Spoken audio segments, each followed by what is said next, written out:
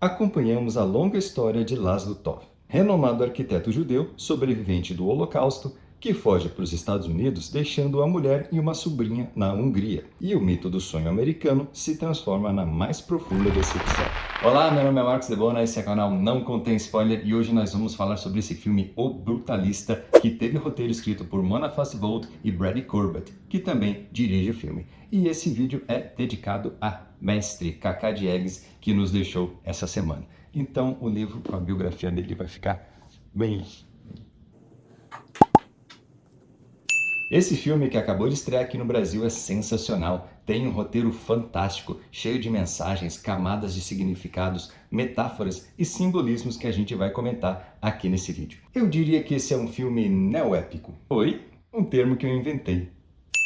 O filme tem 3 horas e meia e é dividido em 2 partes mais um epílogo. E entre as 2 partes tem um intervalo de 15 minutos. Ou seja, você assiste a 2 filmes pelo preço de um. Porque os produtores não estão nem aí se vai dar prejuízo pro cinema e a galera vai ficar com a bunda quadrada. Não tem problema, porque o filme é tão bom, o roteiro é tão envolvente, as atuações, direção, fotografia, montagem, é tudo tão bem feito que a gente nem vê o tempo passar. Tanto que o filme está concorrendo a 10 Oscars.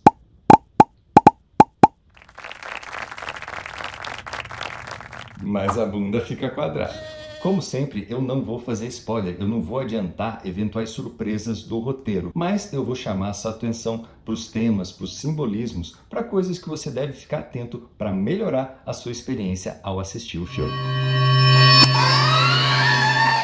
A primeira sequência, extremamente bem dirigida, já é carregada de significados e termina com a imagem mais simbólica e mais emblemática do filme. Em um lugar escuro, Laszlo Toth, o protagonista, parece angustiado, anda com dificuldade se acotovelando no meio de muita gente, até que uma porta se abre e percebemos que ele está num navio. Ele olha para cima e vê a Estátua da Liberdade de cabeça para baixo.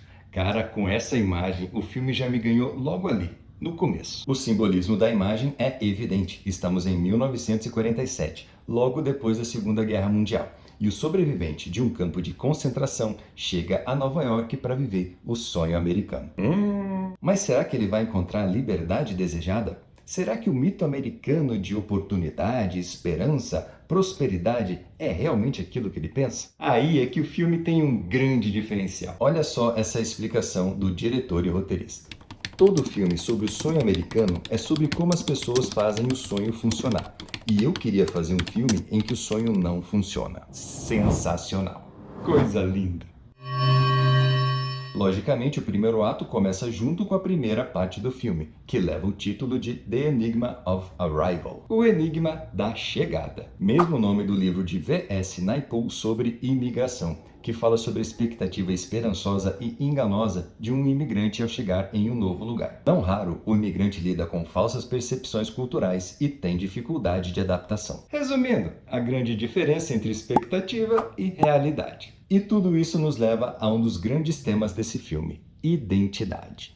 O protagonista precisa lutar o filme inteiro contra tudo e contra todos para manter a sua identidade, pois até os que parecem seus aliados são, na verdade, antagonistas. Mas tem 3 personagens que são aliados de verdade. A relação com seu primo Átila, também vindo da Hungria, é bem controversa. Átila lhe dá um emprego, um quartinho para ficar e Laszlo fica muito grato. Mas as coisas mudam quando acontece um prejuízo financeiro. Falando em identidade, o Átila é um bunda mole que faz de tudo para esconder o seu passado. Ele mudou o sobrenome judeu para um americano, faz questão de frequentar a igreja católica e faz de tudo para esconder o sotaque húngaro. No fundo, o Átila tem inveja do Laszlo, que pode até ter um monte de defeito, mas consegue manter a sua identidade. E o pior de tudo, o cara é casado com uma americana daquelas que... Audrey é o símbolo da esposa perfeita do sonho americano, bela, recatada e do lar. E como uma americana exemplar, logo no começo do filme ela dá um jeito de se livrar daquele imigrante indesejado. Mas olha que essa parte é bem atual, hein? Claro, quando o Trump diz que quer fazer a América voltar ao que era antes, ele está falando dessa época do filme. Grandes merda. Os primos constroem uma biblioteca para Harrison Lee Van Buren, um bilionário da região. Depois de alguns mal-entendidos, Laszlo e Van Buren começam uma amizade. Amizade, tá bom. Se a relação do Laszlo com Átila era controversa, Com um playboy metido à besta, vai ser controversa ao quadrado. Exatamente. O Van Buren parece até generoso, mas de uma forma patronal, como se ele possuísse o Laszlo. Ele dá um trabalho para o Laszlo, um grande projeto de arquitetura, e o hospeda na casa de hóspedes de sua grande propriedade. Parece muito chique, mas era tudo mal ajambrado. Parede sem pintura, mobília improvisada. Guy Pearce, em excelente atuação, passa um misto de generosidade e prepotência, mas que fica só na superfície, para esconder a sua insegurança. E o ator explica como pensa o seu personagem. Se eu possuo tal coisa, sou bem-sucedido. Me apresento de tal forma, se eu tenho tais pessoas ao meu redor, eu estou me dando bem. Essa é a minha identidade. Outra vez, o tema da identidade. Se o filme fala sobre o sonho americano, é óbvio que vai falar sobre capitalismo. O Van Buren representa os figurões que estão cada vez mais por aí. Para esses caras, não basta ter tanto dinheiro que garanta o futuro de 10 gerações. Eles querem poder e querem que o mundo fique do jeito deles. E para surpresa de 0 pessoas, se revelam fascistas. O segundo ato começa quando Laszlo se estabelece na casa de Van Buren e começa a trabalhar naquele projeto monumental, que vai reunir uma biblioteca, um ginásio, um monte de coisa e uma igreja cristã.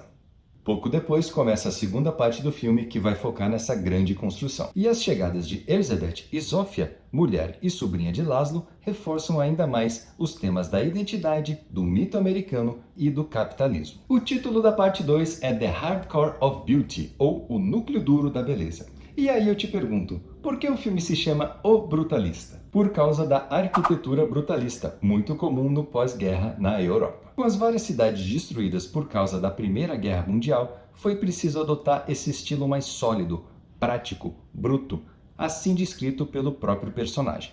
Houve uma guerra, e ainda assim, muitos dos locais dos meus projetos sobreviveram.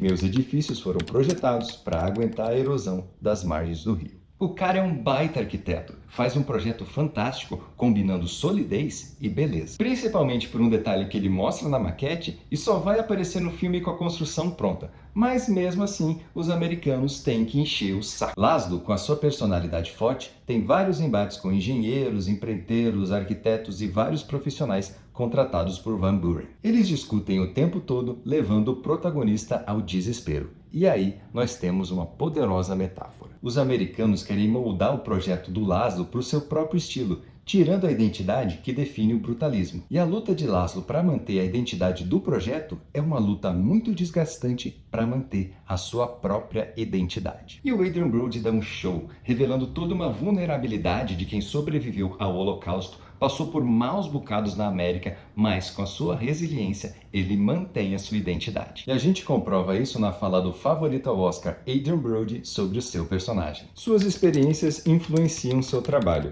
E os traumas com os quais Laszlo está lidando moldam a estrutura que é uma personificação de si mesmo. E ainda assim, há um coração e um núcleo espiritual nesse espaço. Ele sobreviveu a um campo de concentração e ainda assim tem esperanças e sonhos de se conectar a Deus. A construção tem dimensões semelhantes às de um campo de concentração. O pé direito alto e as paredes grossas representam seu sentimento de vazio de um homem envolvido em uma casca. Os tetos de vidro simbolizam a liberdade de pensamento. O núcleo espiritual que ele menciona é o centro de mármore do altar, que precisa ser protegido, o núcleo duro da beleza, que dá nome à segunda parte do filme. E o curioso é que o personagem é judeu praticante, mas usou símbolos do cristianismo para criar uma conexão com Deus. E por fim, vamos a outro personagem muito importante, Elizabeth, esposa de Laszlo, definida assim pela indicada ao Oscar de atriz coadjuvante Felicity Jones. Ela não está fisicamente presente na primeira parte, mas lê cartas como se estivesse assombrando o marido. Ela sempre está nos pensamentos de Laszlo. Seu amor e sua conexão os ajudaram a sobreviver.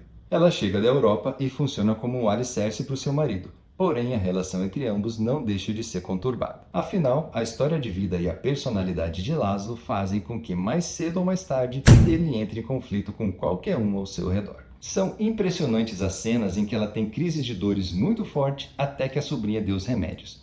E ela já está viciada. O casal tem essa semelhança trágica, porque ele também luta o filme todo contra o vício em heroína, por causa das sequelas dos campos de concentração. E Erzsébet protagoniza uma cena emblemática que revela a covardia de Van Buren. Nessa cena, ela se refere a uma outra cena que se passou na Itália. A cena na Itália é a mais chocante do filme. Escancara a relação entre Laszlo e Van Buren, enquanto eles travam um diálogo revelador e aterrorizante. Esse foi mais um vídeo do canal Não Contém Spoiler. E aí, você já viu esse filme? Pois saiba que tem muita coisa que não deu pra falar aqui. Afinal, são 3h30. Já viu? Gostou? Não gostou? Vai ver? Não vai ver? Concorda com o que a gente falou? E desse vídeo você gostou? Então clica no like, se inscreve no canal, ativa o sininho e até o próximo vídeo. Hardcore of Beauty. Bonita essa expressão. Lembra quando você tinha uma banda de hardcore chamada Caroço Duro? Não, nem quero lembrar. Não.